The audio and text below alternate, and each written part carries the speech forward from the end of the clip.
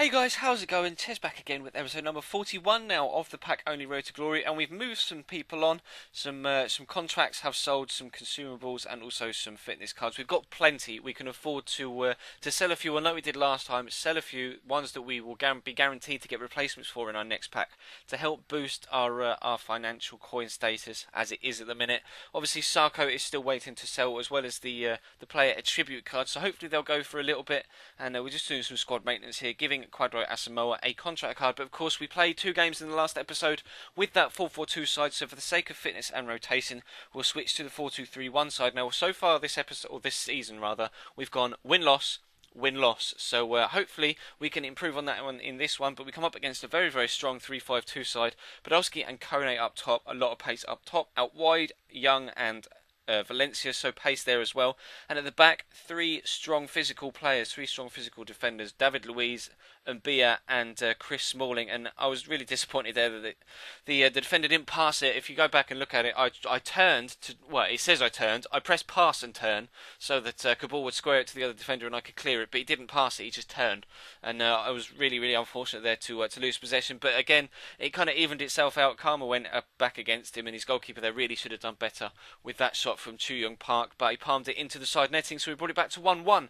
And then it did take until the 80th minute for another goal to go in, but here Steven Gerrard had great feet to switch the ball from left to right to get that underneath the goalkeeper into the back of the net to put him back in front. And he kind of just sealed it out from there. Just a couple of minutes later, hashtag momentum maybe.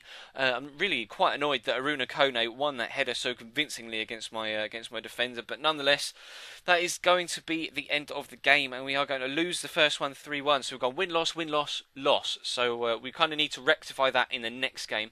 But we do still pick up a decent coin tally from it, 457 coins. And it's one thing I've noticed this year as opposed to last year. If you lost the game last year, you maybe only get like 3 to 350 coins. Whereas this year, you still get a decent coin whack regardless of what the result is. So thankfully that's the case. But so we come up in the next game against a guy who has an all Ajax team apart from the right back. As you can see, plays for FC20. I think his name is Fernandez, but I'm not entirely too sure. But this guy's actually from Sweden, so the connection wasn't the best. It started lagging on the intros, you know, when the shows the player lineups and the players walking out from the tunnel, etc. So I checked his gamer card and it said he was from Sweden.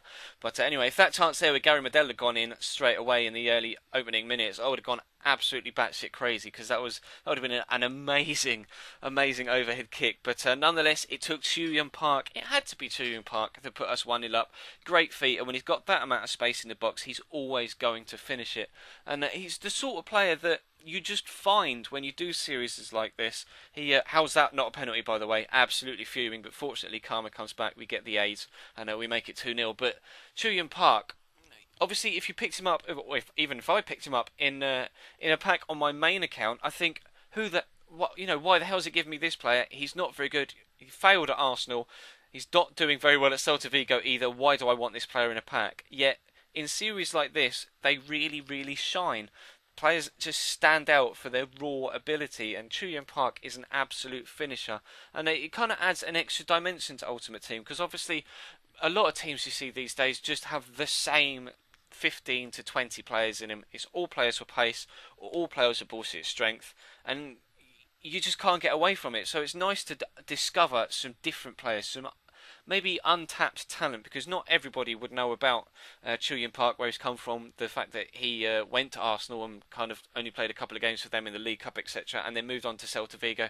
So it's nice to kind of highlight some more players for not only myself but you guys as well. But rather than going win-loss, win-loss, in this one we went loss-win. So we got 9 points from the 6 games we've got so far. If we win the remaining 4 games, we will actually win the title, but we will have to come back next time to see what our form is like. So thank you very much for watching, guys. Please do feel free to leave this video a like if you could be so kind. And as always, links on screen in the big window to the previous video from this series, and in the little window to a random video from earlier on in the week on this channel. Well, that is all from me today, guys, so thank you very much for watching, and I will see you next time.